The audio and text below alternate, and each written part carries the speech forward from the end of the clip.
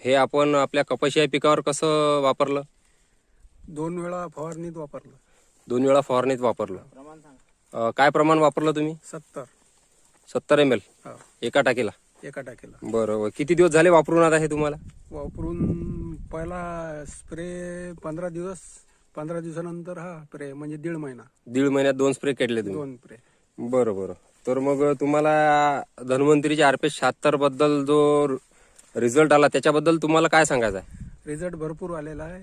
फुलपाती आणि बोंडीमध्ये साईज वाढलेली आहे. काय ॲव्हरेज आहे तरी बोंडीचं साधारण एका झाडाला? बघा बरं विशाल सर.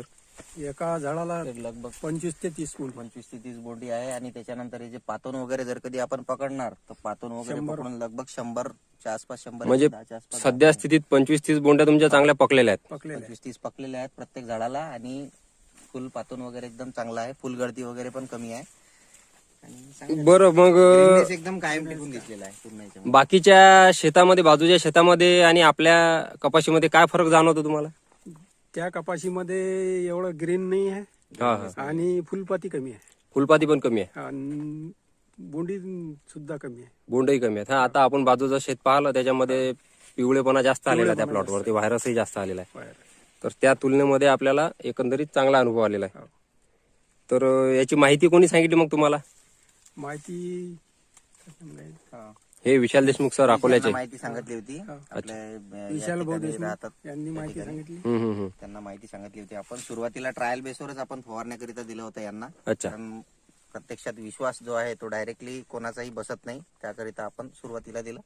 बट त्यांना दिल्यानंतर त्यांनी स्वतःहूनच मग पुन्हा 2 वेळेस जे आहे RPS 76 त्यांनी मागवलं. आणि बरोबर. पद्धतीने तर मग तुम्ही सुरुवातीला या शेतामध्ये वापरलं का? याच शेतामध्ये. आणि नंतर मग नंतर दुसऱ्या शेतामध्ये दुसऱ्या वापरलं. शेतात दुसऱ्या शेतात वापरलं. त्याच्यामध्ये काय अनुभव आला तुम्हाला? त्याच्यामध्ये रिझल्ट भरपूर आहे. त्याच्यातही रिझल्ट भरपूर आहे. अच्छा. तर एकंदरीत मग तुम्ही हे औषध जे RPS 76 धन्वंतरीचं हे वापरून समाधानी आहे? समाधानी आहे. बरं. मग तुमचा इतर रासायनिकचा खर्च यावर्षीचा?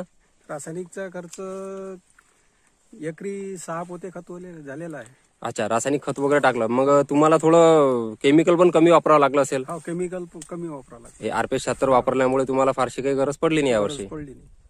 बरं. इतर शेतकऱ्यांना तुमचं काय सांगणं आहे मग? इतर शेतकऱ्याला हेच की हे औषध मारा म्हणून RPS. हे औषध मारा म्हणून. बरं. काही शेतकरी म्हणतात की बा हे खूप महाग आहे.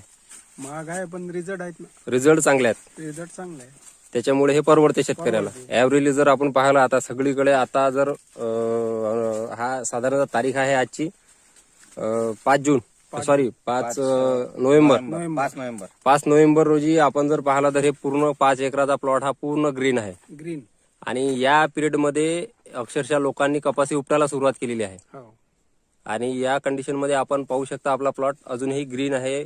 फुलांची, पात्यांची, बोंडांची संख्या पण चांगली आहे. कोणत्याही प्रकारचा रोग आपल्या पिकावर अजून नाही आलेला. बरं. बोंडअळीचं काही प्रमाण जाणवते का मग? बोंडअळीचं प्रमाण काही नाही आहे सध्या. काही नाही आहे सध्या तुमच्या प्लॉटमध्ये? बरं. मग चांगला रिझल्ट आलेला आहे तुम्हाला. रिझल्ट चांगला आहे. धन्यवाद.